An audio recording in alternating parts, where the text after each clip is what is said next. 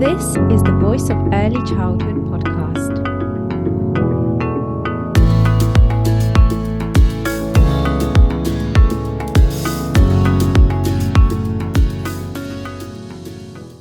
Hello, everyone. Welcome to the Voice of Early Childhood podcast. My name is Angelica Solinska. I'm your host, and today I'm joined by Yinka Ogunnusi, who's an independent consultant working in the area of critical early education. Thank you very much, Yinka, for joining. It's great to have you part of the Voice of Early Childhood. Thank you, Angelica. Thanks for inviting me. Thank you. So we're going to get straight into the topic because we've got so much to discuss. We are discussing how we can show up for racial justice in early childhood education. So, Yinka, I'll start with the question of, you know, in your article, you mentioned racially just spaces. What does this mean? Well, a racially just space is, in early childhood education, is any space where children learn. Could be indoors, could be outdoors, and of course, we will think about the social-emotional space as well, where children learn, but where there are spaces where children of every race, every ethnicity have a sense of belonging, or that they do know that they belong and their belonging is not contested.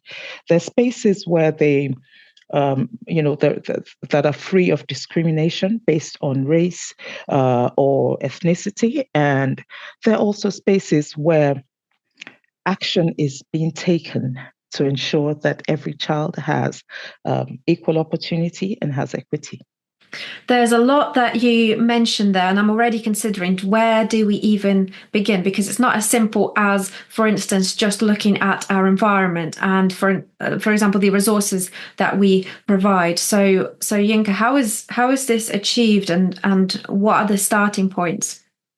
You're right, Angelica. I believe that it starts with the adults, and in particular the professionals. So how are the professionals taking the responsibility in ensuring that the spaces in which children learn and are cared for are racially just? Do they believe that there is a need for racial justice? We've in the past heard practitioners say, there's no need to focus on this or to focus on that relates to a particular ethnicity. But could that be because they're not aware of the structural or the systemic issues that people of these cultures or of these ethnicities face? So is that awareness, is there that awareness of what people face, what people of, Black and brown people, people of different religions, what they face? And I like to think of that using Bronfenbrenner's theory of ecological systems, where there's several systems that impact the life and the development of a child.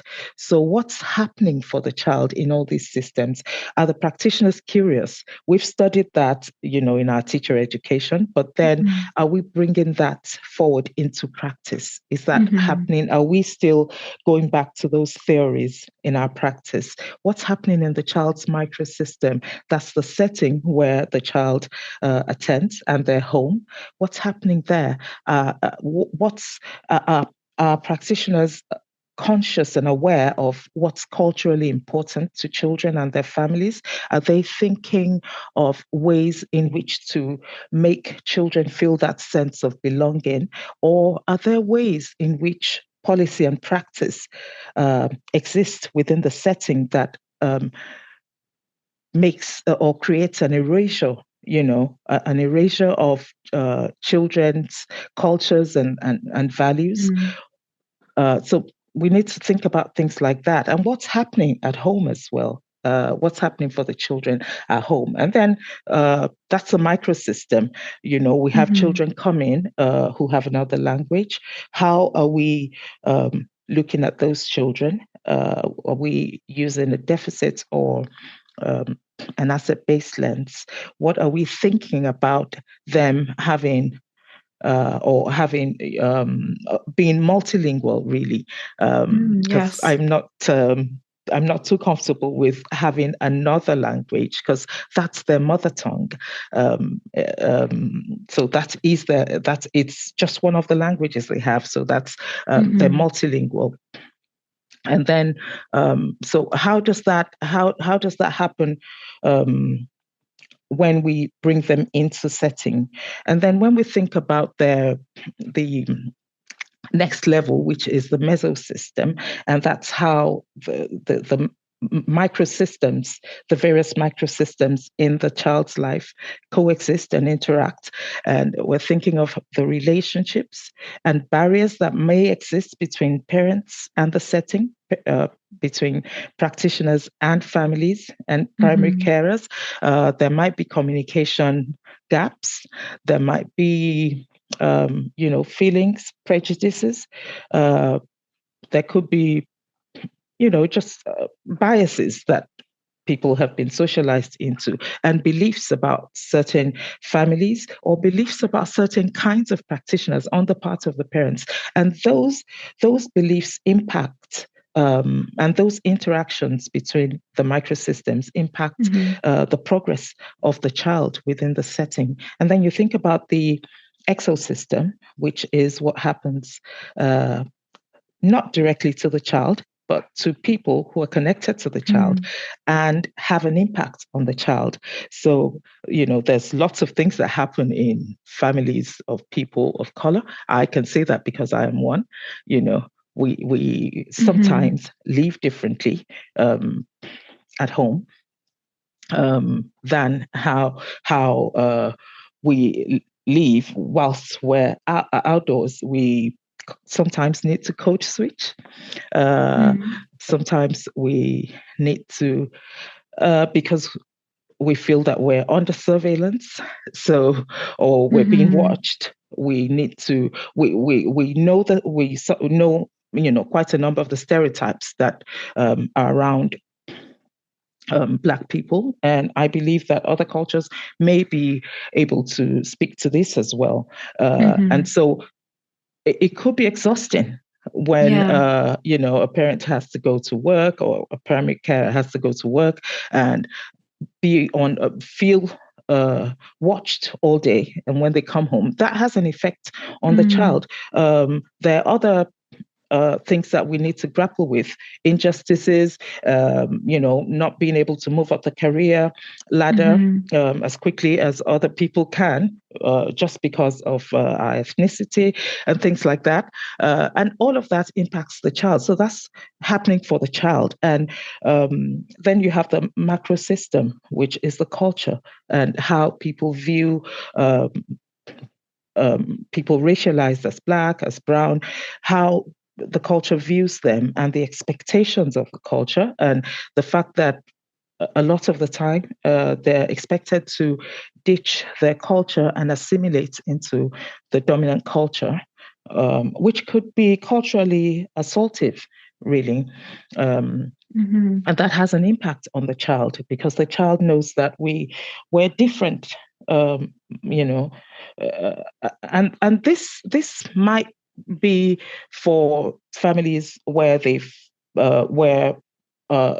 migrated into a different country, and it can also exist for families that live in communities within the country, even though they're not newly migrated families. But then the culture does impact the family units, and that impacts the child's development as well. And then we think about the chronos system, which talks about time and significant events. We can think of the Islamophobic and race riots that happened over the summer, and how that has impacted families and young children as well. So if we think that broadly about what's happening in the lives of people racialized as Black, brown, and the different ethnicities, we would know that as practitioners, we should be concerned and we should be invested in promoting justice for children, for these particular children. Mm-hmm. So that's the way that I would love to look at it. And I guess what I'm hearing is that this kind of really links to equity and not just equality, is that we need to recognize all of these different effects coming from different directions upon the child and do something more than just we are making every child feel welcome in the same way. That's equality. Actually, it's about looking at equity and thinking this particular child, or these group of children, what do they need more from us? How are we meant to be thinking? Are we meant to have more of that awareness and concern for the child? And can we put more things, or different things, into place? So I guess it really is, I guess, more about like active anti-racism, or anti-racism is active in itself rather than just I'm not racist. And I guess this speaks to that common phrase as well of I don't see colour too. And then that's quite problematic, isn't it? It is, because it's in many cases it's well meant, and a way of thinking that I'm fair, I'm just, I don't see color. But then if we critically reflect on that phrase, I don't see color, what are we saying? I don't see color, so I don't see all of these things I have spoken about. Yes, yeah.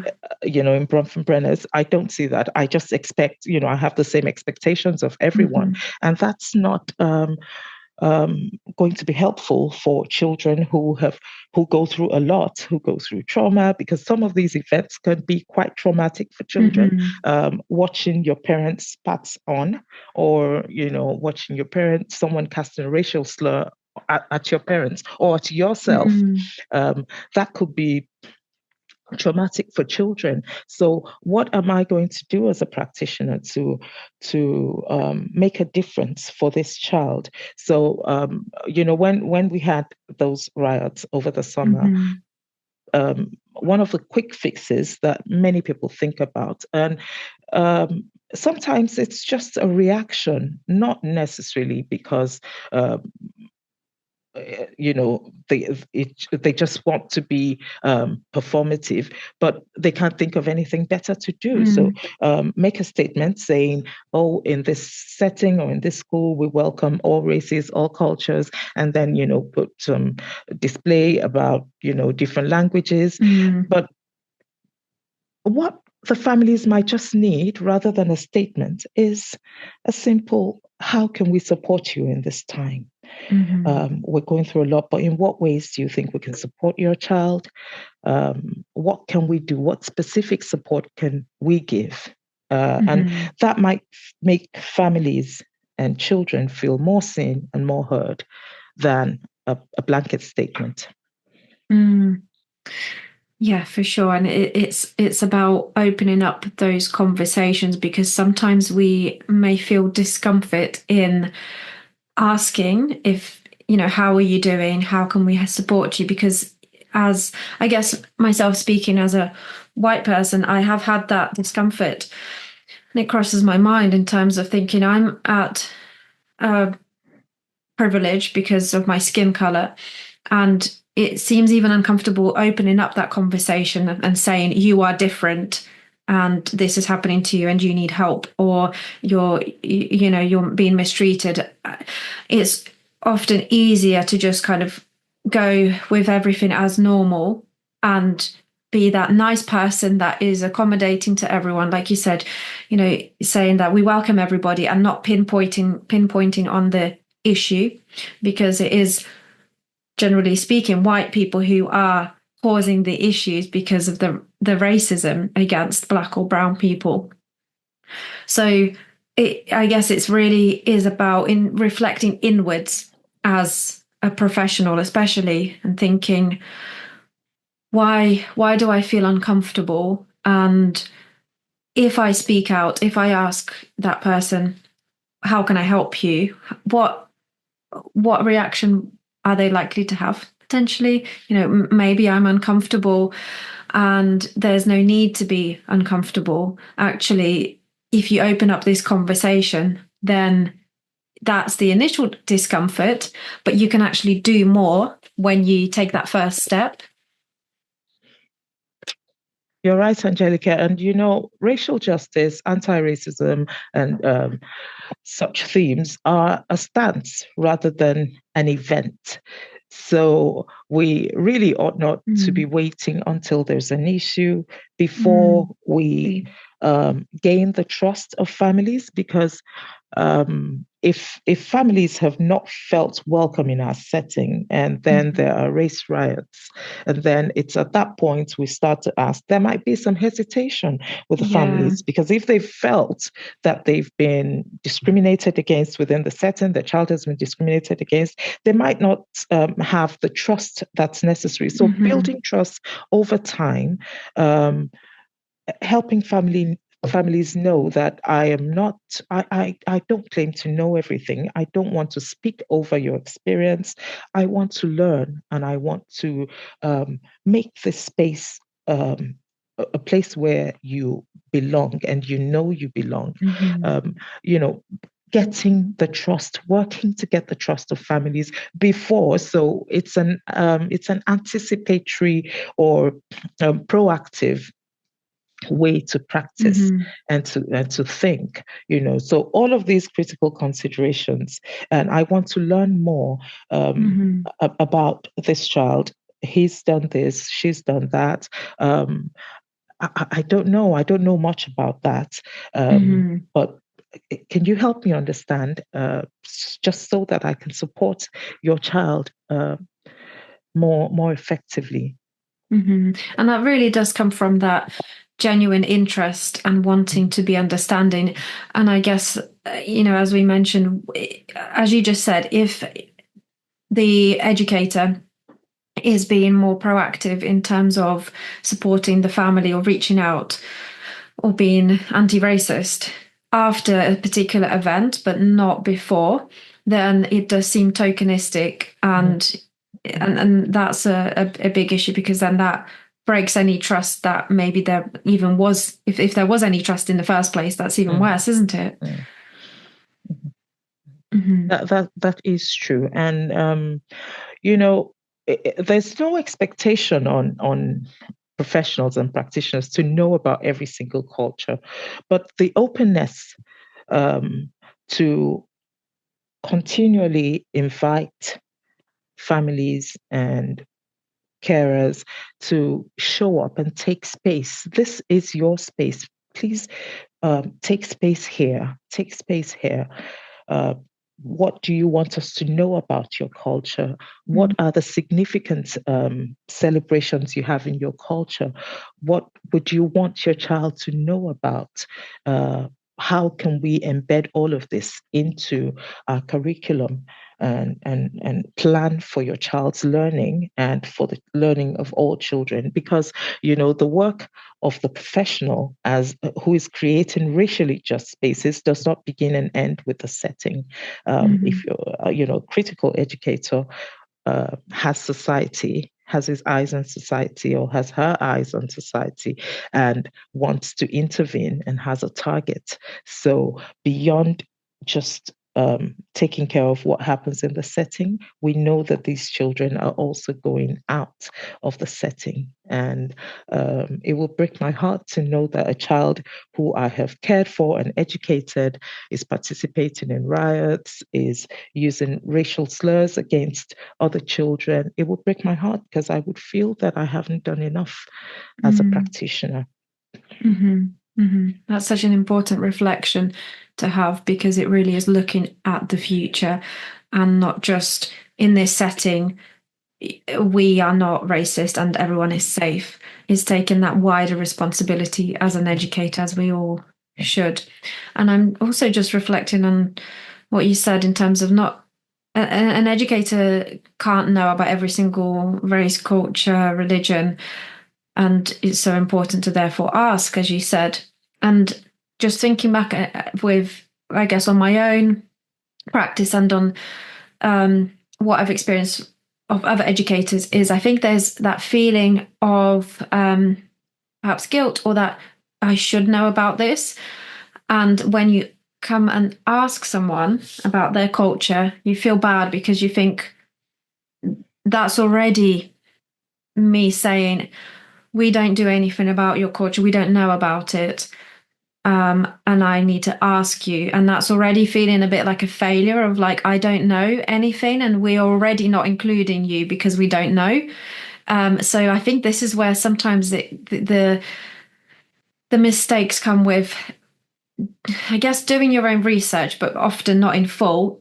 Things like, for instance, when educators celebrate the Chinese New Year, and in fact, it should be more focused in on the Lunar New Year, and not being tokenistic in assuming that this is what this celebration looks like, and this is what this child might celebrate. And that kind of makes you feel like, okay, I've done my research and I'm knowledgeable and I've tried and I understand your culture. But if you accept and admit that you don't have any idea or not enough, then that already feels like I'm not a good enough educator, I guess, or I've not done enough. I think that's definitely something that I've felt. So I think that's often where a lot of the discomfort lies. Again, I think because I'm a teacher educator as well, so I bring a lot of things back into teacher education. And I think that teacher education should do a little more to underpin the teacher education curriculum with anti-racist themes, culturally responsive themes, cultural competence, being proactive, critical considerations, making the educator, the early educator, aware of who they are and the power they hold to create and enact change, not only within the setting, but outside of the setting. So if that is there, and the entire teacher education curriculum can be underpinned in such a way. So if that is present, then the educator shows up, and this says the same for professional development as well, workshops and all of that. They show up in practice then with a new knowledge of who they are, a knowledge that I can't be perfect. It's impossible. Culture itself is dynamic. Culture isn't static. My culture has changed over time. I am sure English culture has changed over time. So culture isn't static. So there is no way I can know everything. I need to constantly educate myself, get myself informed, and take advantage of the diversity of families within the setting so that I can be prepared to practice in ways that are racially just. So it comes back to that element of being proactive, and I haven't also mentioned about, our hiring practices as educators, leaders. I think that we should be more intentional about hiring and bringing into the team multicultural practitioners. So it's not just bringing a face of a dominant culture or dominant ethnicity as the norm and saying, children see that, and then they're you know, they see other cultures coming, and they're thrown off balance, and they're wondering, who is this? I have shown up at nurseries where children would just cry their eyes out all day because they've not seen someone like me, and they're wondering, who is this? And so our hiring practices need to bring all of these people on board, but not in a tokenistic way where, and that's where issues like representation can be a little bit problematic, where it's like just saying, here, that's someone that looks like you. So that's it. We've done that. You've got someone wearing a hijab, you've got a Black person, you've got a brown person. So we're multicultural. No. Are these people that we have brought onto the team, are they able to show up in their full selves? Are we taking advantage of the fact that we have a diversity of cultures to bring more knowledge into the setting, make these people that we have on the team should be valued and valuable and seen as people who can mentor, who can be cultural translators for us, who can be role models, and they can help with, all the things that we want to do with multiculturalism. So we should be thinking of that when we hire. At the same time, we should also be thinking of the children and families that come into setting. We should actually actively seek to have diverse cultures within our setting. We can be passive about it. But then, I've read inspiring stories. I know a couple of people who go out to seek economically disadvantaged children to bring them into their setting. Because, as a critical educator, you are intentional and you have a target. So they go out of their ways to do these things. So, Yinka, you mentioned earlier on code switching, and I'm just conscious that we don't normally hear much about this. So, what do you mean by code switching? Well, code switching is basically changing the way you speak. And most times, just because you want to be accepted within the culture that's mainstreamed, the culture that you are.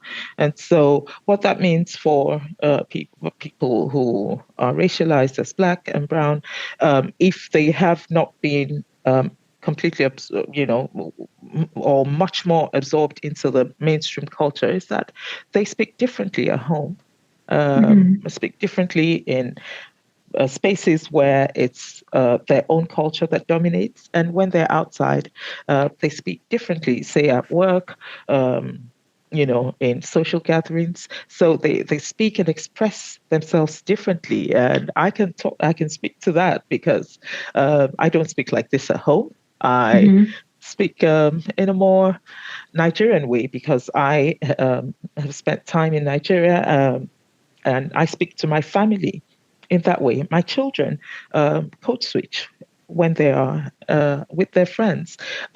We have tonal accents. We speak a lot of the time with lower voice tones, and that can be quite exhausting for families, for children, for families, for parents. If you've spent your whole day at work, being on performance, really, wanting to be accepted, wanting to conform, and then you bring that back home, and that has an effect on the family and on the child. That's really, really interesting because I think, like I said at the beginning, we don't often hear that. We don't often hear of code switching, and we certainly don't often talk about it enough. And for those who, again, you've explained that definition brilliantly and with your example, but for those who might know of masking more in terms of neurodivergence, I think that's something that if we're familiar with it, we can liken it to that in terms of, it's not being your true self because you feel like you said, you might feel uncomfortable. You feel like you have to mask that. You feel like you have to switch to be more accepted, perhaps more professional, or not yourself in every situation.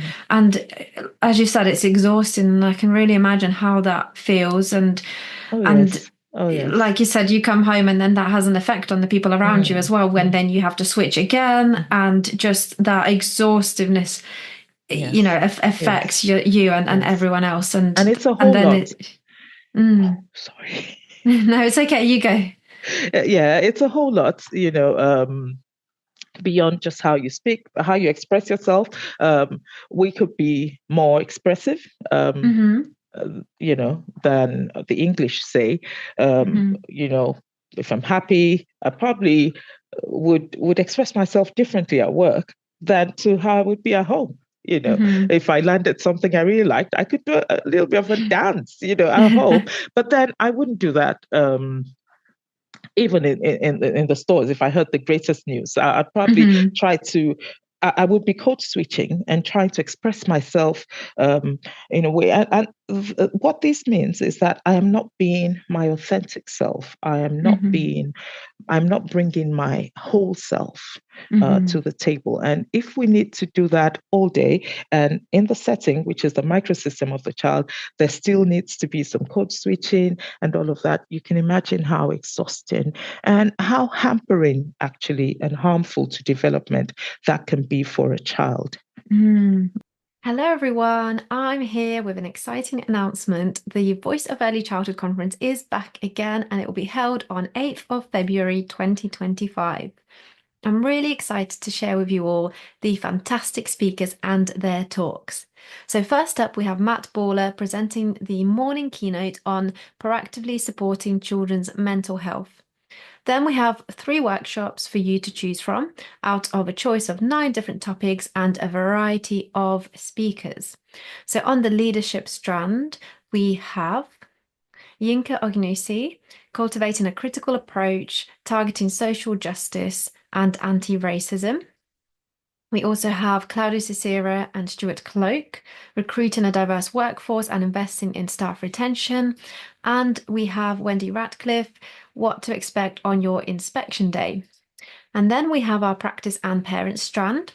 We have Dr. Sue Allingham speaking on a neuroscientific lens on the learning environment. We also have Stephanie Warrender, early literacy through song drawing. And we have Olivia Corbin-Phillip, using stories to build confidence and improve RSC. We then have our final strand, which is practice focused.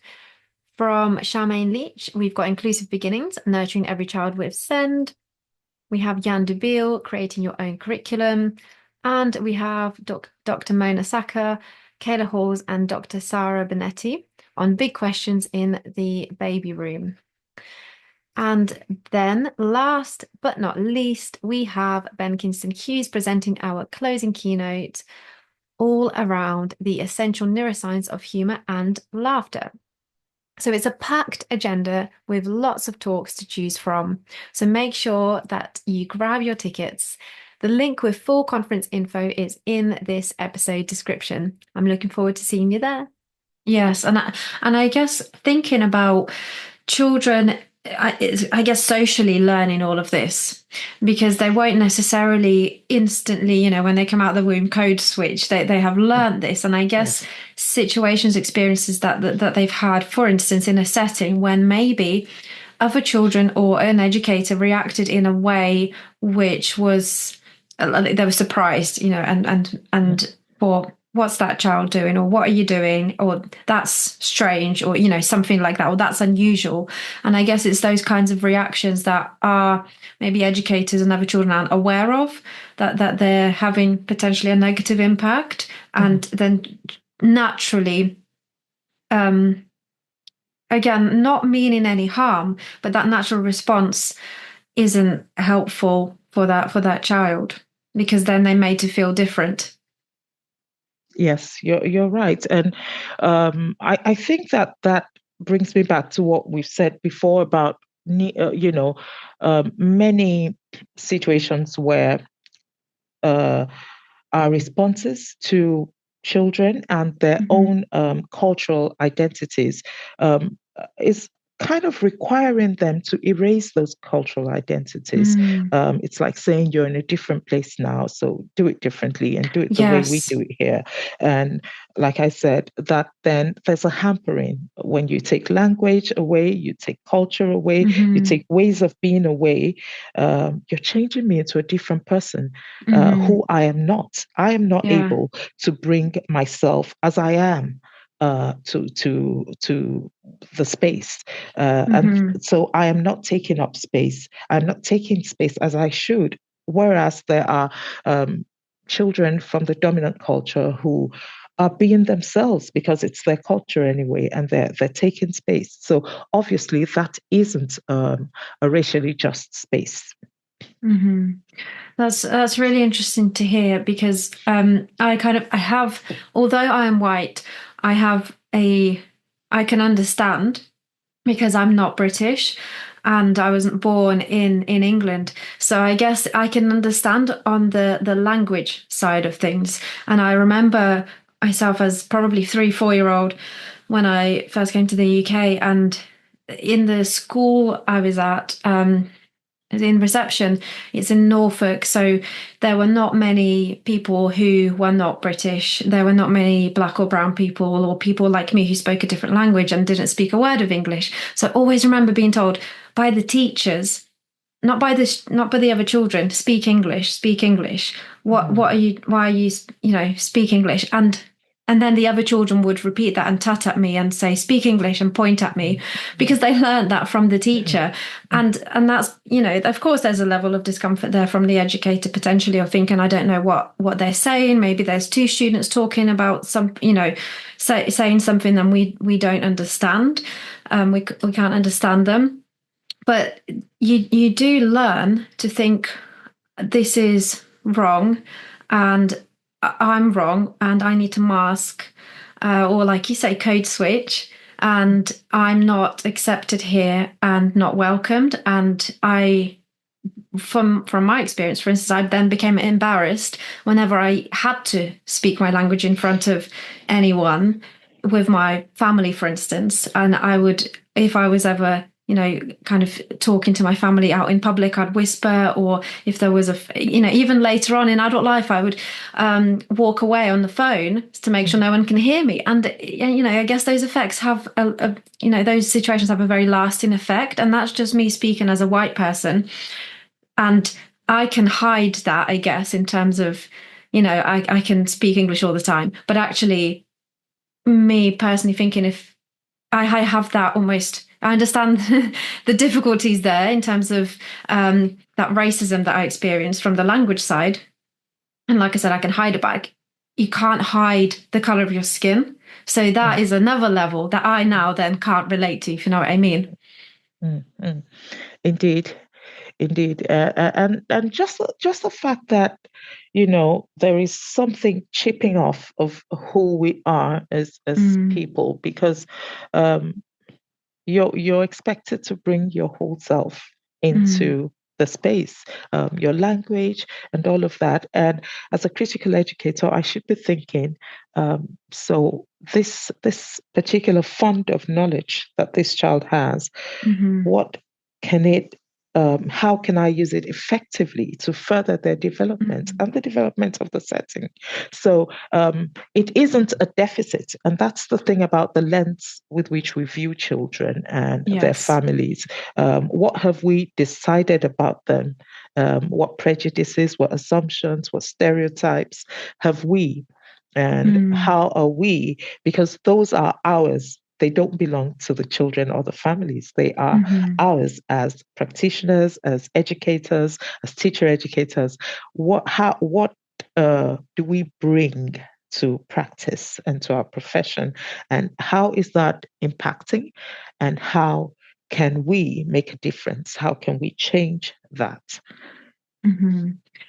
And I think this brings us on to the next point that we wanted to mention, is whether addressing racial injustice is appropriate for children as young as 2 and 3 years of age. And again, that comes from what we as an adult think and what our beliefs are. So it's quite, I've definitely come across quite a problematic topic, quite difficult, because I have personally definitely come across people saying to me, whether I've posted something or commented on some, even in person live at events when I had been speaking as part of panels and things like that, when I would say, things to address with children, and we need to have these uncomfortable conversations.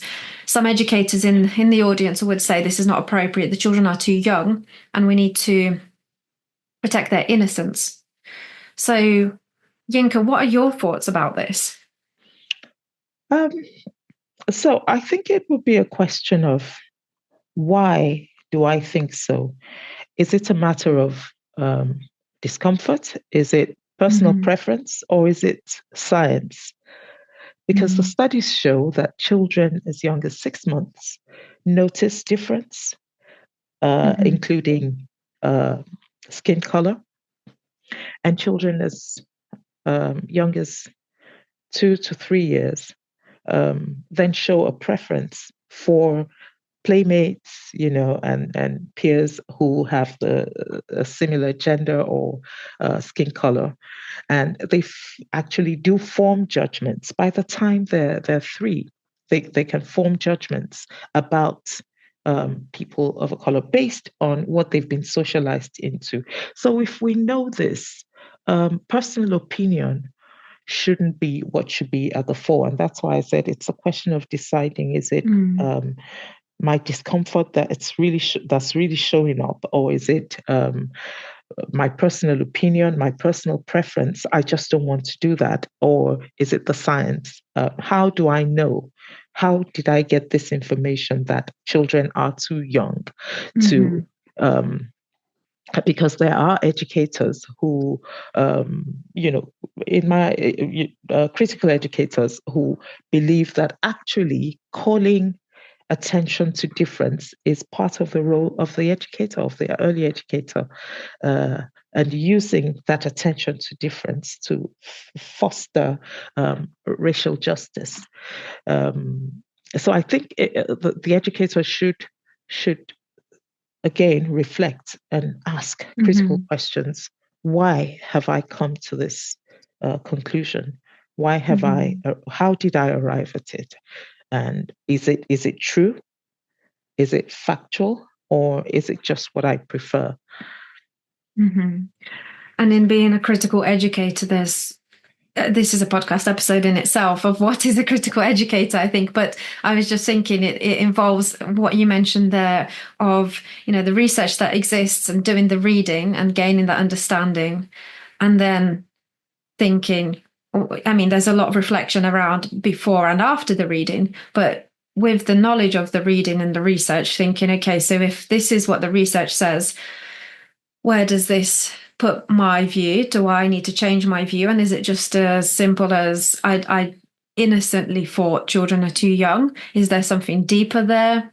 Is there that, like you say, discomfort? So yeah, there's a lot in being that critical educator of unpicking your own stance and your own even subconscious biases, which with the help of others you can do in terms of, them pointing out and asking questions of why do you feel this way? Could it be this? Could it be that? Because you, often, like we mentioned a few times already, is that there's certain things we say and do that where we actually mean well, but the things that we do or say are not very helpful to others and might actually be racist. So yeah, there's so much to be reflective about and so many ways in which you can be reflective. And I certainly think that seeking more information, but from different views, different opinions, different people, and not just following the same narrative all the time is an important thing to do.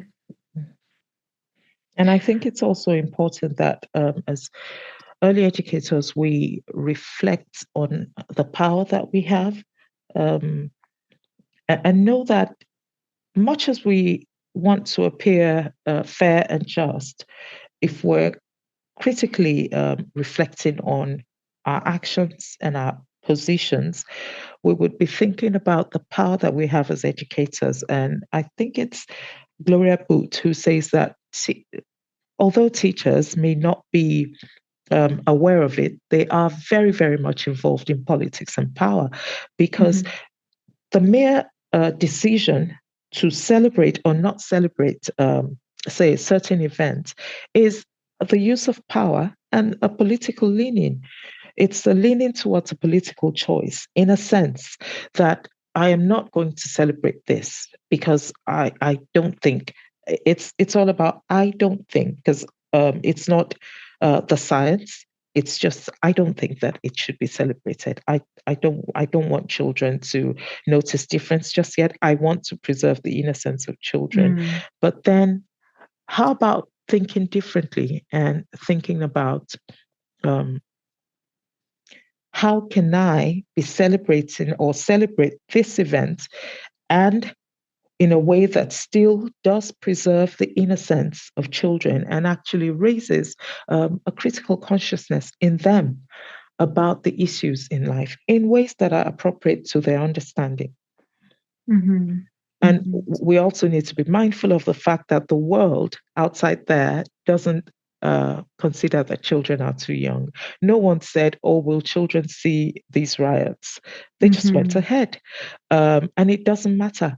So that's why a critical educator will be thinking ahead and thinking into society and wondering, what's this child exposed to out there? I think they're innocent, but then I don't know what they watch on TV. I don't know the conversations that go on at home. How can I then raise that critical consciousness in them? Otherwise, they'll be socialized. They may be socialized, another way. Mm-hmm. Mm-hmm. And it's one of those things where you need to consider that if I don't open up these conversations, then when the time comes to a child being exposed to a certain issue, then they may not know what to do in that situation, how to think reflectively, or they may be exposed to something that is difficult for them to process or digest, and they're not equipped with that thinking around potentially anti-racism and equality, and they're not I guess reflective, because we, as you say, we are building children as for their future, not just future citizens, but right now to be reflective and right now to be themselves anti-racist, Mm-hmm. and ensuring that they support equality and welcome everybody. And then that can be done from such a young age, as I mentioned earlier, in terms of social learning. So if children then experience something that might not be right, that might be the first time they've seen it, but they, through our conversations around, let's say, anti-racism is what we're talking about now, they may already start to challenge these difficult situations. Yes. So they're equipped.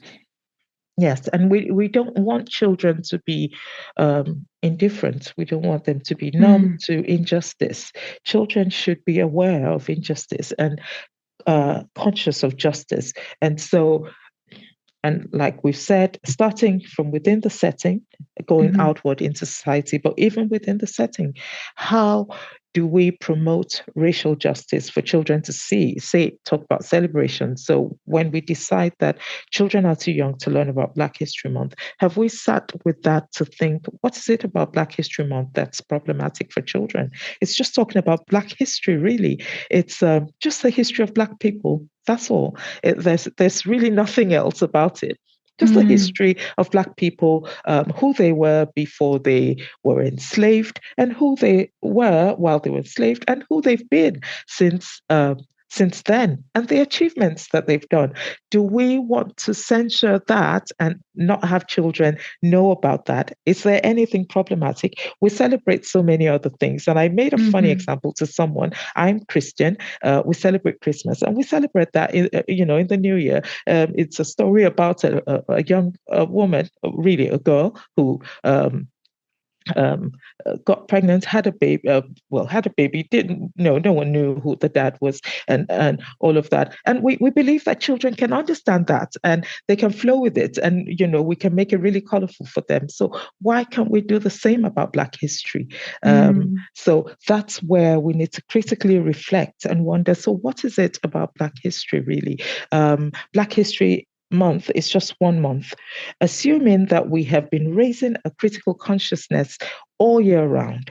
Then just like we've been raising a consciousness about family, about babies, and then we celebrate Christmas. If we've been raising a consciousness all year round, then we say this month we're just going to talk a lot more about Black history, about the wonderful things that Black people have been up to, how they overcame injustice.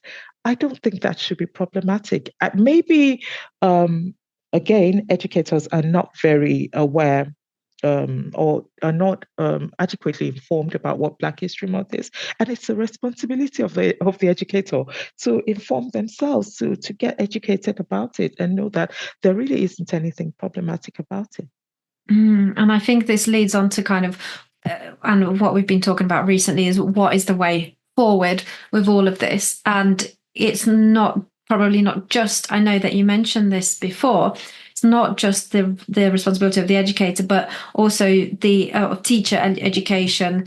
And, you mentioned earlier there needs to be a lot more there. So we need to ensure that in training, educators are trained around anti-racism, and also that then within our own curricula there is, in early years curricula that we set up, there is that, or we set it up through an anti-racist lens, so then we can have, as you mentioned, a whole year of, well, always in the setting being anti-racist and talking about different cultures and Black and brown people.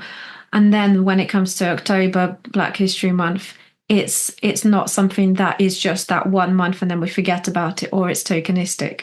Mm, mm. Absolutely, absolutely. But that consciousness, has to be ingrained, really a part of the educator themselves, knowing that, I question everything, not just about race, not just about, most times when people say to me, oh, we're not allowed to do that, or this, my first question is why, or why not? I want to know why. I want to understand why, and I want to see ways around that, and who's losing. A whole series of critical considerations to think about. What do children stand to lose if we don't do this for them, or if they're not allowed to do this? And what do they? Who gains? Where does this rule come from? And who has put it there? Because one of the, the main hallmark of a critical educator is that they are anti-oppression. They just work against oppression. So they would always challenge the status quo and want to know why and why not. So I think that's a way forward, that you're always asking these critical questions. Why has this child said this? Why has this practitioner thought of this in this way? Why am I thinking along these lines? What's underneath that? Reflecting on my biases. And of course, there are tools. And all of this, as I've said before, need to be already in the teacher education itself, implicit bias tests, things that you can actually use to provoke thinking and really critically reflect on your own stance. So that's there. And then, of course, other things that we can do within setting, and think about understanding, again, being critical. What a culture is absolutely more than food and clothing. Yes. We know that. I mean, just knowing from my own culture and from your own culture that we're more than those artifacts, clothing and food. They are representative of some larger values, Yes. and what are those values? So rather than speak over the heads of families and children, it's helpful to rather invite them in to say what's valuable to you, what's important to you. Let them own the narrative about what's important to them. I can't own the narrative for someone else's culture. I should be able to let them have that, it's their show, it's their time, and it's their own time to bloom. I should let them have it. Let them be the ones who let me know what's important to them. So rather than say, would you, for instance, would you like to make a meal to bring into setting? Why not say, what would you like to show about your culture? What would you like people to know? What would you like us to know in the setting about your culture? It might be something else. In my culture, it's so important that, collective thinking, collective being, it's so much more important than what we wear and what we eat. The fact that, everything is done collectively in the culture is what makes it important. So even meals need to be had, in a large collective celebratory way. So I think that beneath the meal is the way of being, and that might be what I want to show about my culture. The fact that it's we value groups of people, friends and family being around us all of the time, and things like that. So give the narrative to the families, give the narrative to the carers, and keep an open invitation. It shouldn't be just that once, but there should be an open invitation. Someone should be able to say, "Oh, there's this thing that happened. Oh, a child's grandparents is around. They brought this. Can they, would like to show that to the setting?" That's where that sense of belonging comes from, so that it's where in a way decentering the dominant culture, decentering it, so that everyone doesn't need to assimilate into it, because in many ways the need for assimilation might just look simple on the surface, but then it takes a lot away from children and families. I really love that. I've written it down in my notes. I really love what you said, let families own the narrative of what's important to them. I think that's so, so important to see it like that. And that it is, as you say, it's their culture and they can tell you what's important. It goes, fully back around to that conversation we were having earlier, when I was saying a lot of the time, we were both saying a lot of the time for educators, it's uncomfortable to ask those questions, because then it puts them in that position of, I don't know, so I've got to ask. But actually you're saying, I don't know, and I'd like to find out about your culture, and it's yours, and it's up to you to tell me, but it's up to me to ask that question in the first place.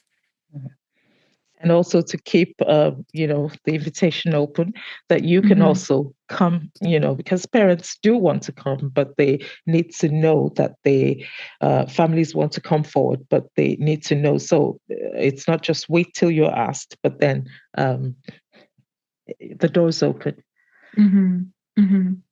And I guess the final point probably here to make, which we kind of already touched on anyway, around continuously auditing the early childhood environment, policies, procedures, resources, everyday practice. And that very much links to what you were saying about being a critical educator and always asking why. Why do we do this? Why have we got these resources? And or why do we not have certain resources?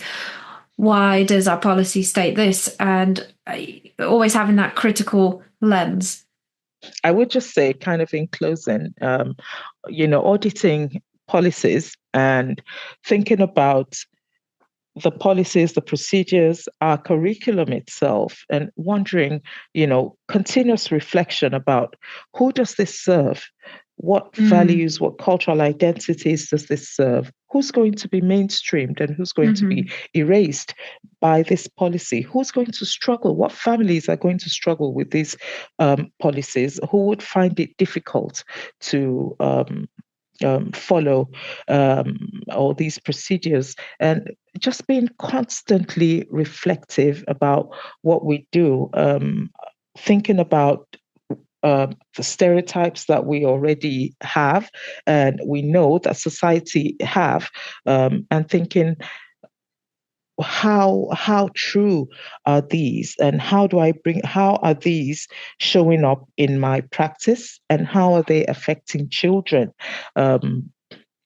I think that's important, because one key aspect of a racially just space is that everyone's visible and everyone has a voice.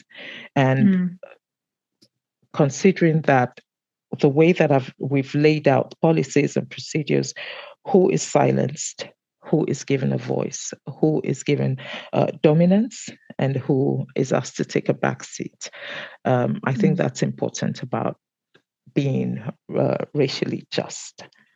Thank you. I think that's a really nice way to wrap things up with those concluding thoughts, really summarizing so much of what you already mentioned in the podcast episode.